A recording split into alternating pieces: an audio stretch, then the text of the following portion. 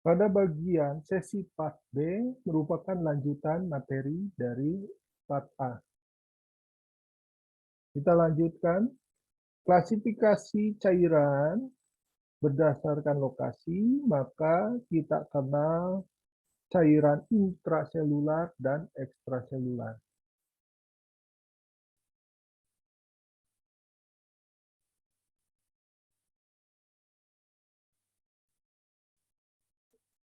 Cairan intraselular dan ekstraselular.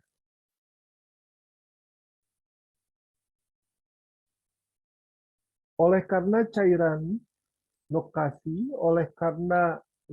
cairan atau larutan di dalam, saya ulangi, cairan intraselular dan ekstraselular merupakan klasifikasi cairan berdasarkan perbedaan lokasi cairan atau larutan. Oleh karena lokasi cairan atau larutan di dalam dan di luar sel, maka cairan tubuh dibedakan menjadi dua cairan yang kita kenal dengan cairan intraselular dan ekstraselular. Pada visual tersebut merupakan visual mengenai peristiwa atau proses cairan intraselular dan ekstraselular pada lingkungan eksternal maupun lingkungan internal. Tubuh manusia dipengaruhi oleh dua lingkungan, yaitu lingkungan internal yang kita kenal dengan homeostasis, sedangkan lingkungan eksternal kita ada internal. Tubuh manusia dipengaruhi oleh dua lingkungan, yaitu lingkungan internal yang kita kenal dengan homeostasis dan lingkungan eksternal kita yang kita kenal beberapa hubungan antara suhu, kelembaban, dan pancaran dan sebagainya. Lingkungan eksternal terkait dengan cairan, darah, sedangkan lingkungan internal terkait dengan cairan ekstraselular. Zat yang masuk dan keluar tubuh. Jadi pertukaran zat yang masuk dan keluar tubuh, sedangkan pengangkutan masuk dan keluarnya sel, sedangkan pengangkutan masuk dan keluaran sel yang disebut cairan ekstraselular. Jadi keluarnya sel, masuknya zat dan keluarnya zat ke dalam sel itu menggunakan cairan ekstraselular. Dan selanjutnya, sebagian besar dari tubuh, sebagian besar dari sel berbentuk cairan interselular. Jadi sebagian besar dari sel berupa cairan intraselular. Kita lanjutkan ke berikutnya.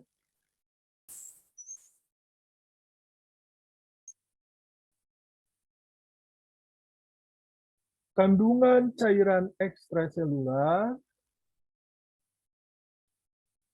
Kandungan cairan ekstraselular berupa zat-zat atau ion-ion sodium. Saya ulangi, kandungan cairan intraselular berupa zat-zat atau ion-ion sodium, kalsium, dan klorida. Sedangkan kandungan cairan intraselular berupa kadar-kadar ion-ion potasium, magnesium, fosfat, dan sulfat. Kadar asam, amino, fosfat, klorida, lemak netral, CO2 lebih besar di dalam sel daripada di luar sel. Ya.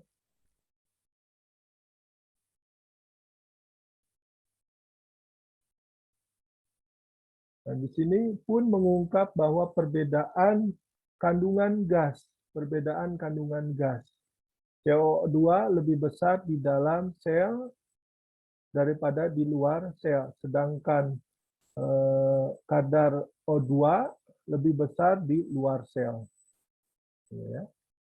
Kadar pH yang merupakan petunjuk bagi derajat keasaman dan kebasaan larutan lebih besar di luar sel. Pada poin berikutnya, mengungkap mengenai larutan interstisial merupakan larutan ekstraselular yang selalu bercampur dan bertukar dengan plasma darah yang kadar ion-ionnya hampir sama dengan plasma darah.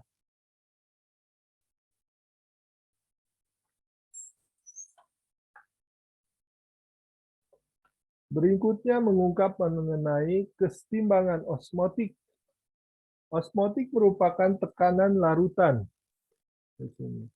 Keseimbangan osmotik apabila ada dua larutan yang berbeda kepekatannya dibatasi oleh membran, maka molekul-molekul air akan bergerak dari yang lebih encer ke lebih pekat.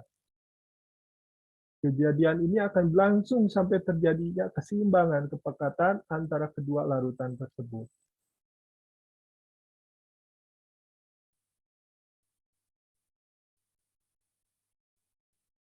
Molekul air akan masuk ke dalam sel darah merah sampai terjadi keseimbangan osmotik.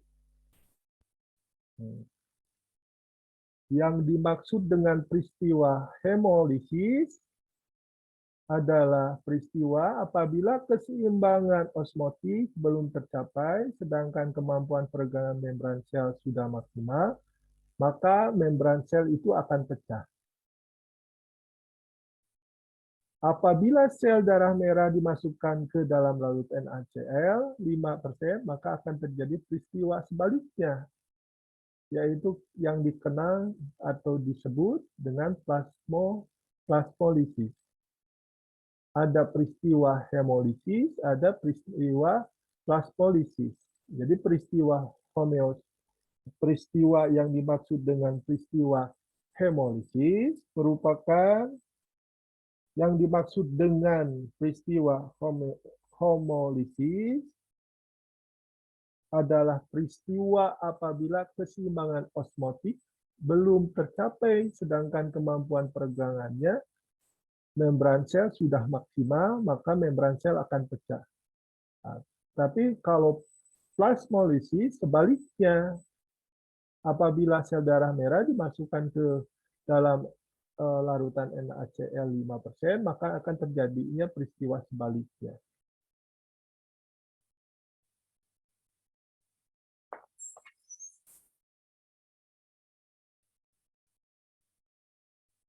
Kita lanjutkan mengenai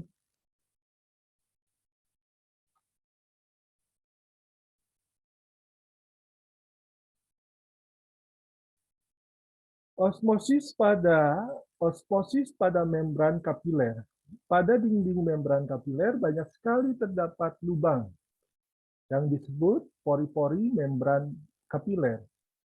Pori-pori ini cukup lebar untuk dilewati oleh hampir semua molekul yang terdapat di dalam plasma darah, kecuali molekul protein. Kalau molekul protein membutuhkan zat kimia khusus untuk masuk ke membran sel yang kita kenal dengan carrier. Jumlah protein dalam plasma darah kurang lebih 20 kali lebih banyak daripada di dalam cairan interstisial. Ini mengakibatkan terjadinya peristiwa osmosis pada membran kapiler.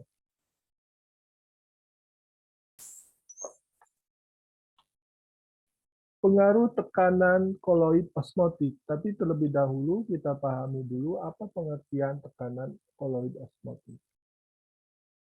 Tekanan koloid osmotik merupakan tekanan koloid osmotik merupakan tekanan di dalam plasma darah yang mengakibatkan terjadinya pergerakan larutan ke dalam membran kapiler atau ke plasma darah. Selanjutnya, pengaruh tekanan koloid osmotik terhadap pergerakan larutan pada membran kapiler. Tekanan hidrostatik, nah di sini dapat dilihat terjadinya perbedaan tekanan hidrostatik dengan tekanan koloid osmotik. Ada tekanan hidrostatik, ada tekanan hidrostatik, ada tekanan koloid osmotik. Nah, ya.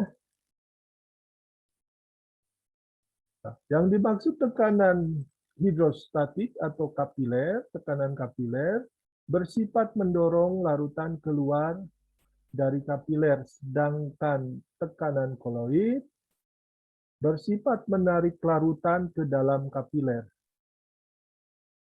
Berarti ada selisih tekanan sebesar kurang lebih 10 mm hemogram lebih besar yang mendorong larutan ke luar kapiler. Secara visual dapat kita lihat tekanan hidrostatik dan tekanan koloid osmotik sebagai berikut. Pergerakan larutan lewat antar jaringan.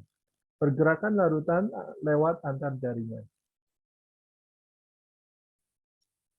Gas pakai akan mengalir dari ke jaringan tubuh melalui jaringan yang kita kenal dengan alveola, sedangkan CO2 akan mengalir dari jaringan ke jantung melalui venula.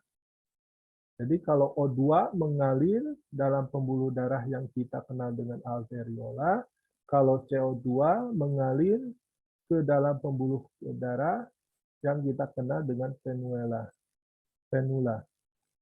Dan selanjutnya, tekanan hidrostatik sifatnya mendorong larutan keluar dari kapiler. Jadi mendorong keluar dari kapiler. Sedangkan koloid osmotik mendorong ke dalam kapiler, gitu ya. Mendorong mendorong ke dalam kapiler. Kalau hidrostatik mendorong keluar kapiler. Kalau tekanan osmotik kapiler mendorong sifatnya menarik larutan ke dalam kapiler. Jadi sifatnya menarik ke dalam kapiler.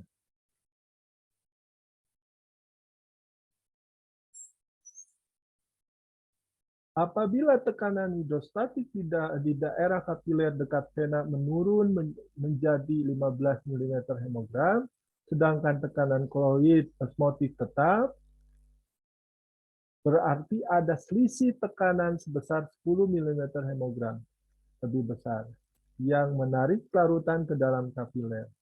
Dari peristiwa pertukaran cairan ini, karena terdapat selisih tekanan 10 mm hemogram, dapat pula dijelaskan tentang kejadian pembengkakan yang kita kenal dengan peristiwa edema. Selanjutnya submateri pembahasan poin ketiga mengenai cairan limfe atau kita kenal dengan getah bening.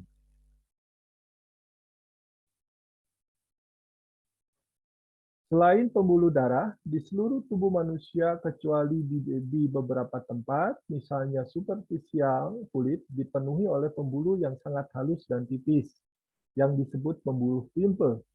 Dengan adanya pembuluh limfe ini, cairan dapat mengalir dari ruang interstisial ke dalam darah.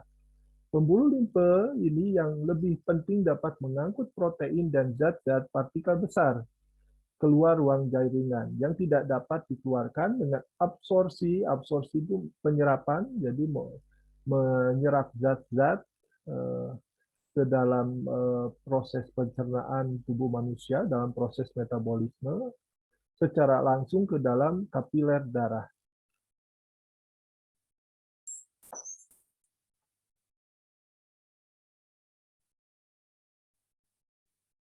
Di dalam tempat pembuluh limfe terdapat nodus limfe. Nodus limfe yang berguna untuk menyaring limfe sebelum masuk ke vena. agar zat-zat asing yang berbahaya tidak turut masuk ke peredaran darah. Adapun fungsi sistem pembuluh limfe sebagai berikut. Pertama adalah fungsi sistem pembuluh limfe. Satu, molekul-molekul besar dan protein tidak dapat masuk lewat pembuluh kapiler darah secara difusi. Kedua, pembuluh limfe memungkinkan partikel besar protein, sel-sel rusak, zat-zat yang injeksikan, dan sampah metabolisme meninggalkan ruang interstisial dan atau jaringan masuk ke sistem peredaran darah. Ketiga, dalam hal lain, kapiler limfe bertindak sebagai filter. Keempat, mengangkut benda-benda yang tidak dapat masuk ke kapiler secara langsung atau difusi. Kelima, proses pengembalian protein ke dalam sirkulasi setelah berada di dalam ruang antar sel.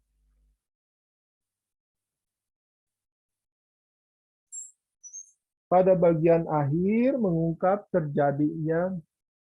terjadinya pembengkakan atau kita kenal edema.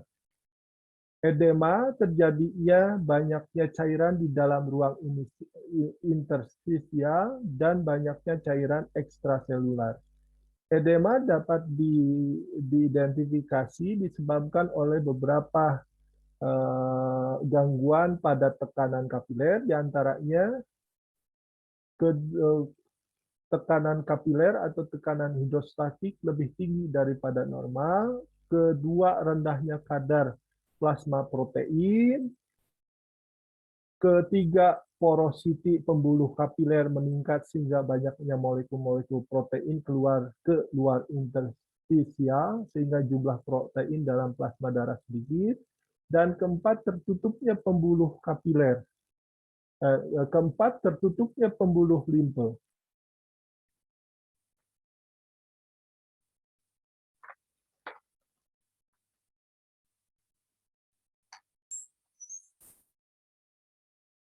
Sekian perkuliahan hari ini dengan ucapan hamdalah bersama-sama. Alhamdulillahirabbil alamin. Wassalamualaikum warahmatullahi wabarakatuh.